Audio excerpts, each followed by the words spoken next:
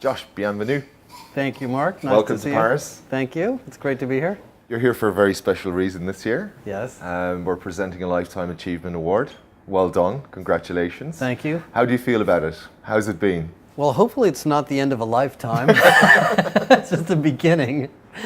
It's very, well, first of all, thank you. I'm very excited that you thought of me. It's been a wonderful, wonderful career. I've been doing this for about 16 years and never would have dreamed that this is where I would end up with my career at this point. Yeah, and it's a high note this year. The Bersin report, everyone's raving about it. Yeah, can you tell us a little bit more about that?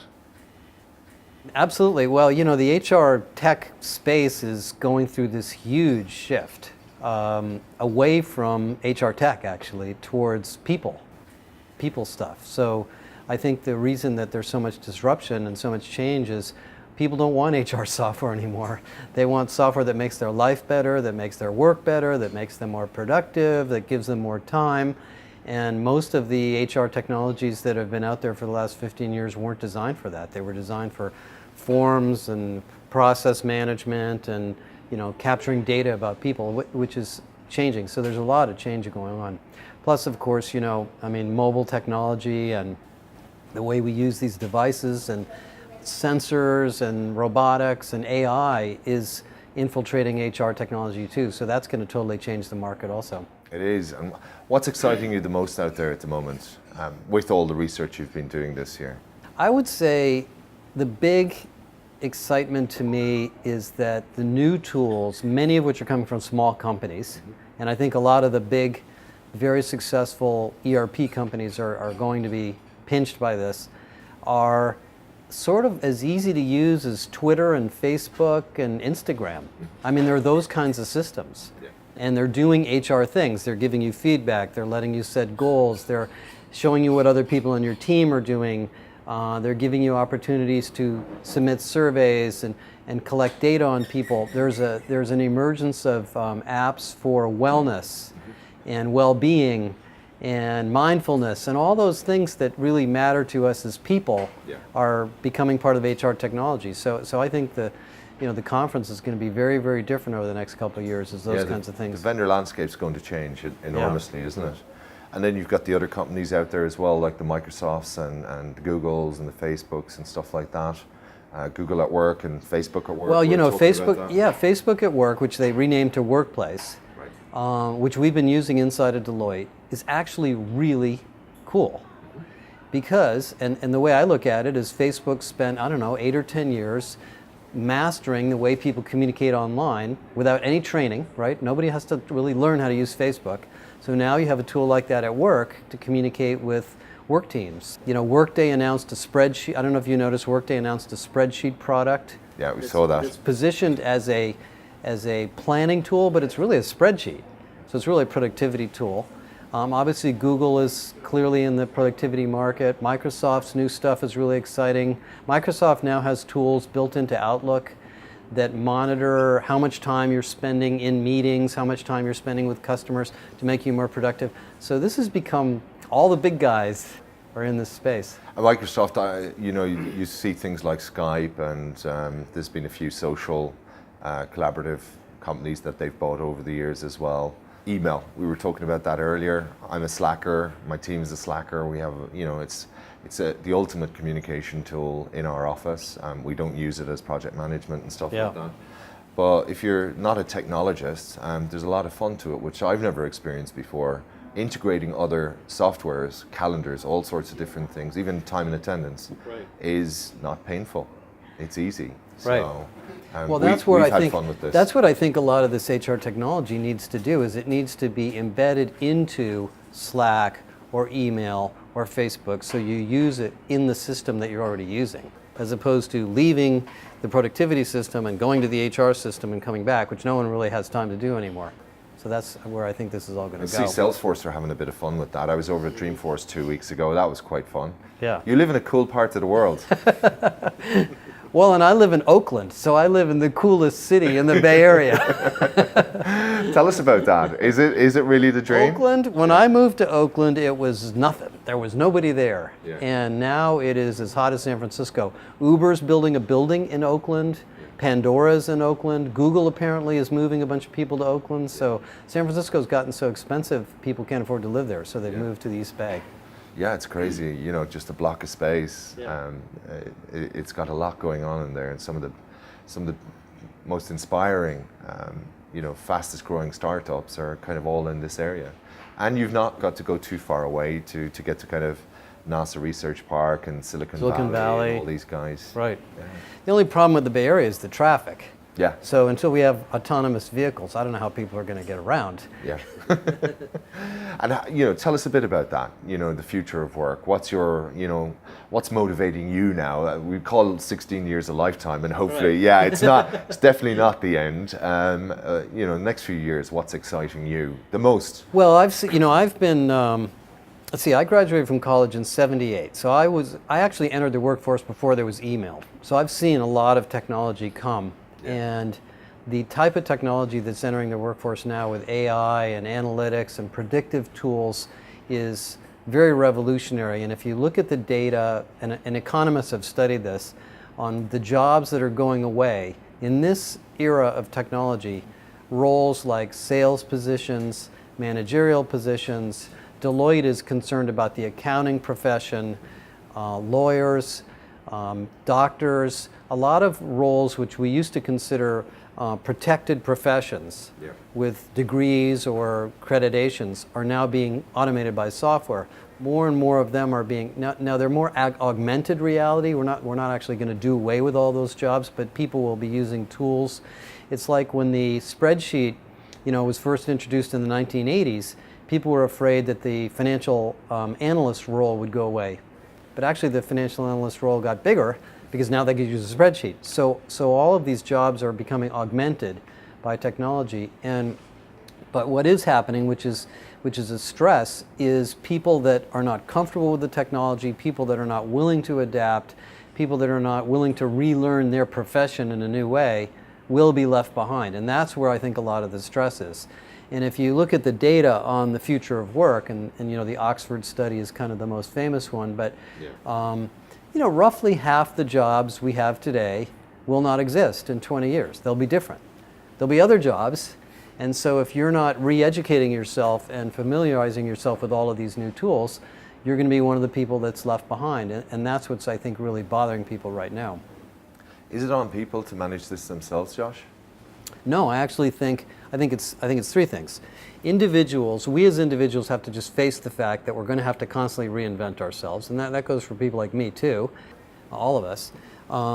Companies have to really push to develop reskilling programs, education programs, mobility programs to move people from role to role, and hire people based on potential, not just based on skill. If you hire somebody because they know how to do X, and 12 months to 2 years later we don't need X anymore, maybe that person wasn't the right person. So there's a different way of hiring people. And then the third area is really public policy. And I think one of the reasons we have such a tumultuous debate in the United States right now, obviously we had the Brexit, is because public policymakers have to deal with this also and provide the education and training so people can adapt to these new jobs, because I don't think technology is going to slow down at all. No, we were talking about the convergence of exponential technology, so it's like that. That's why I feel no one's able to put a timeline on it. Eh? It's a bit of a guess, no matter how much research you're looking at. But we were talking about it earlier with Jason and Naomi. We were talking about, I would think FedEx was used as the example because driverless trucks, driverless cars, the drones delivering all the packages, it just kills all those jobs. It does the same for the postal worker as well. So it's pretty much every industry that's out there, Josh. Every industry, but the one thing I would say about it that I think is a little bit overblown by the press is things happen a little slower than they seem. So yes, you could fly drones to deliver packages. Yes, you could go to a Starbucks and get your coffee delivered by a robot. But actually, people like the human touch. So the example I'd like to give is the automatic teller machine. In the 1980s and 1990s, the ATM was sort of invented, and people were predicting the end of branch banking and the end of the teller. Actually, there are almost 3 or 4 times as many branch banks now as there were before the ATM. and there's about 10% more tellers. But what they're doing is more human sales and service and jobs that ATMs can't do. So I think the technology impacts all of us, but it creates opportunities for more human work around the technology. So I think one of the things that employers have to do is really rethink their product and their service and add the human touch. When you fly in an airplane, most of what the pilot does is automated. I mean, I have a feeling, I don't know this for a fact, I have a feeling the pilot's sitting up there, reading the paper or chilling out for a lot of the flight. The flight attendants are very busy. The flight attendants are the ones you remember at the end of the flight. So airlines need to think about the human part of their product and service and how important that is to their customers while the technology is augmenting some of these more professional roles. I think there's planes out there already that are doing that. I was on a plane a few years ago where there was an announcement made that it was a machine that landed the plane. So, I think I'm sure it's happening all the time. But I think in France, you definitely know when Air France is landing down and there's a human at the front of that plane landing it. So, yeah. Cool. Okay, with all the jobless marketplace that's out there, Josh, the idea, some of the tweets that come out today when I've published this video with Vivek, for example, there's words like catastrophic and the timelines are wrong and stuff like that. But another recession, another few bubbles and stuff like that. The governments don't seem to be organised around this. The big holes that we're suffering in the UK because of Brexit and stuff like that. And I've been over to the US enough times now to know that the homeless problem is getting worse and worse every time I go back. So there's this, I think the people I'm talking to are definitely talking about education. My thing with HR as well, I've seen a lot of people come through HR where they haven't gotten the degree they were kind of shooting for, so they kind of looked at organizational psychology as a kind of nice place to go in. Yeah. I think like doctors that can't deal with humans shouldn't be allowed to be doctors. I think the same for HR. The best HR people I find don't come from HR backgrounds, or they don't have all these certified what's it called, all the points that they get from associations and stuff like that. They tend to come from operations backgrounds or kind of very business, financial backgrounds, where they've had to build teams, they've had to get their hands really dirty with the business. Whereas, see, a lot of HR people go into the job, they don't have to go through that same pain. Nick Colley often comments about, the idea of problems looking for solutions, looking for problems that don't exist in the business. Yeah, no, I think there is in the HR profession there is a wringing out of the administrative sort of maybe non-business oriented HR professionals more every year. I mean, those jobs were important in the early days before we had a lot of technology and a lot of analytics and a lot of tools. There are fewer and fewer of those jobs needed in HR. And so if you're an HR administrator and you're not really familiar with the business and you don't know how your company makes money and you can't serve as a consultant, your window is getting smaller and smaller and smaller, and those are the jobs that companies are transforming away. We go through, at Deloitte, we do all these massive HR transformations all the time. And the first thing that always happens is how do we reduce the number of generalists and create more senior business partners? Every single company is going through that. But I think on your other... Deloitte have been famous for that though as well, for calling out HR as well, no? It's kind of like the end of HR. Well, no, I don't think, I don't feel that way. I think HR, we're stuck with the name, whether we like it or not, whether we're going to call it people operations or something else, is a very critical part of a business. Because most business guys, and you know this, you've got to make the numbers, you've got to hire people, you've got to figure out what products to build, you've got to take care of customers. The people stuff gets done in between. Yeah. And so the HR, if it's a good HR function, they're going to professionalize all the people practices around that so that you can attract young people and take care of all the exciting innovation that people want to do in a meaningful way. And also measure the data about people. HR has really become a very data-driven part of business now. We have lots of data about people we can use to predict who's going to be successful and who's not, and that's becoming very big. Do you see the HR people really managing it well?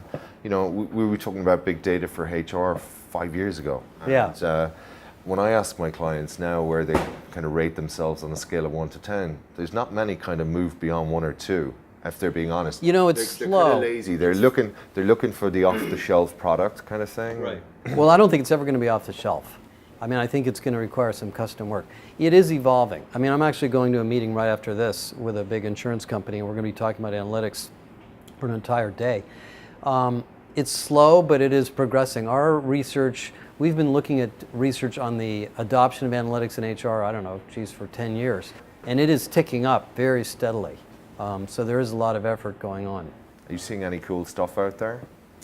I'll tell you one thing I was just reading on my way over here is, you know, video interviewing is really big, and there's lots of companies that have video interview tools. There's now software that can watch a video and determine if you're telling the truth. And determine if you're angry, and in fact, it's being used on the presidential debates in the United States. Right. There's funny articles about it. So that's analytics. Yeah. Now it's tricky what you do with that data, and it's very risky if you abuse it. But that kind of data is available now to companies more or less off the shelf. So there's lots of examples like that out there. That's fairly doomsday. Well, we did, and here's another one. Deloitte Canada had people wear smart badges, a pilot group, and they listen to their voice, and they determine when they're under stress and where they are and who they're near, and it has GPS in it. And they determined that they needed bigger conference rooms, that they needed more light, that they needed to rearrange the offices. They came with all sorts of recommendations on how to optimize the business better as a result of the data that came back from those human interactions and human voices. Yeah. So there's some pretty cool stuff out there. Brilliant. Lifetime Achievement Award.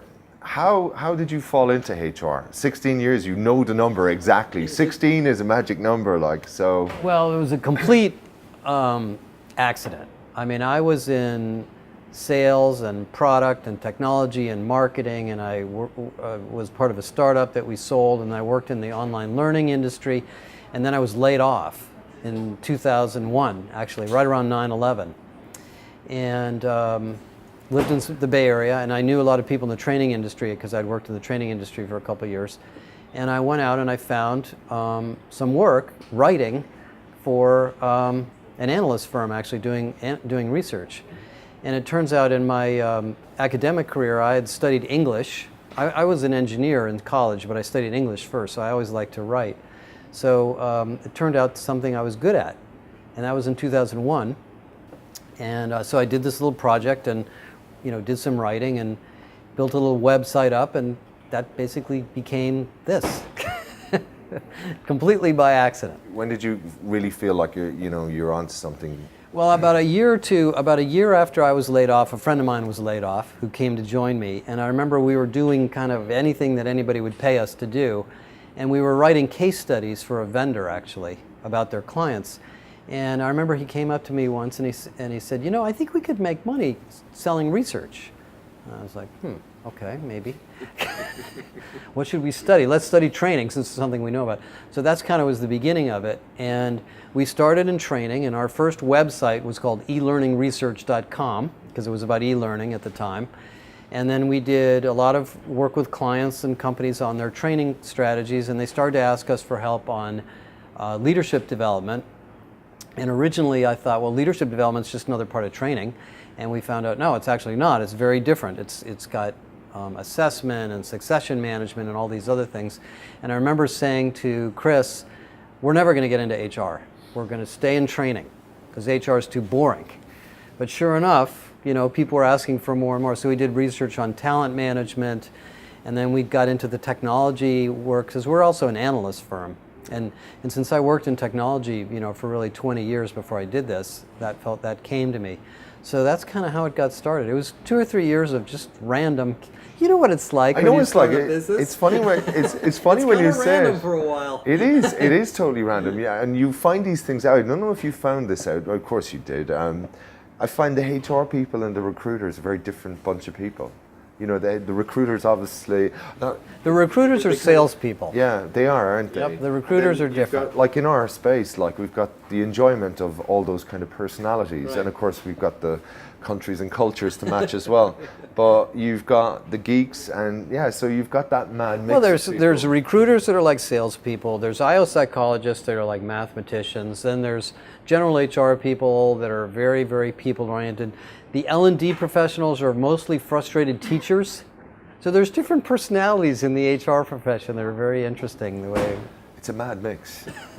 And you know, this madness that's out there, you know, what are your thoughts like in, you know, over the next few years? How should we organize ourselves to kind of really get behind what we see, what, you know, some of our fears of what's happening out there in terms of automation? Well, I think we in HR are going to be disrupted just like everybody else. We have to become better at data. We have to become better at digital experimenting, hackathons, trying new things. We have to be comfortable with technology, making decisions and recommending things to us that we may have thought we could do ourselves. We have to practice design thinking. One of the things that really I think has changed about HR was most of the L&D people that I've worked with over the years and most of the HR stuff was a process design. We would sit around for a day or two with a bunch of whiteboards and let's design this process and let's harmonize the process and figure out all the steps, and then we'll roll it out and we'll train people and we'll try to get them to do it. And they don't do it. Yeah. They're too busy. They got too many emails or whatever. Yeah. So now this whole idea of process design has been replaced with something called design thinking.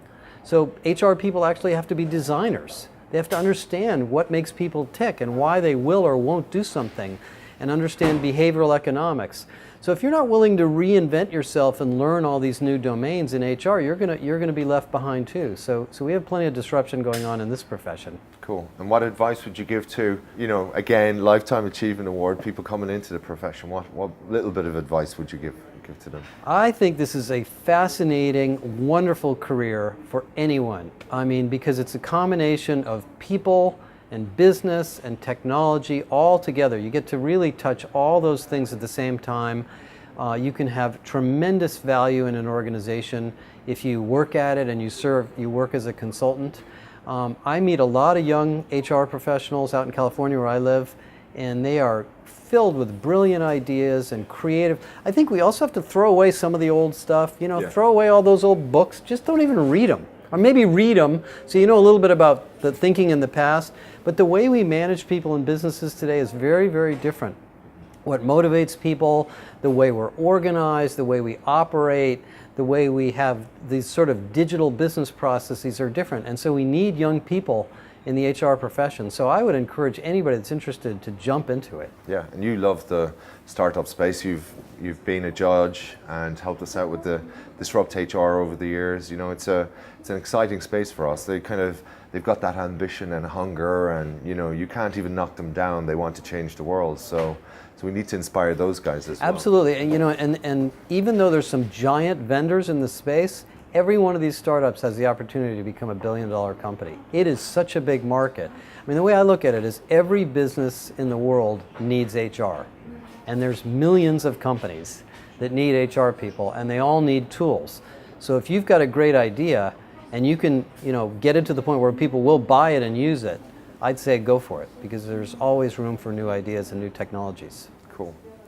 Josh, absolute pleasure again. Thank you. Congratulations on your award. Thank you very much. Thank you very much. 16 years, and never would have dreamed that this is where I would end up with my career at this point. Yeah, and it's a high note this year. The Bersin report, everyone's raving about it. Yeah, can you tell us a little bit more about that?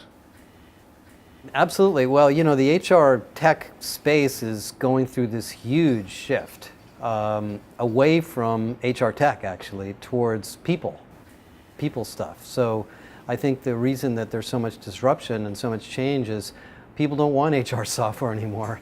They want software that makes their life better, that makes their work better, that makes them more productive, that gives them more time. And most of the HR technologies that have been out there for the last 15 years weren't designed for that. They were designed for forms and process management and, you know, capturing data about people, which is changing. So there's a lot of change going on.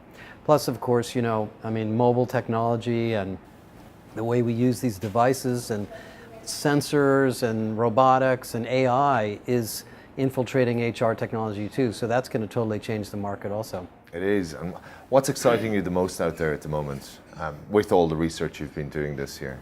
I would say the big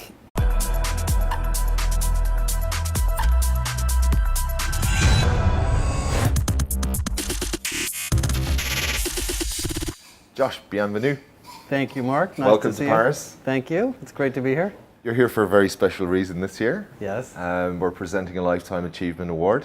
Well done. Congratulations. Thank you. How do you feel about it? How's it been? Well, hopefully it's not the end of a lifetime. It's just the beginning.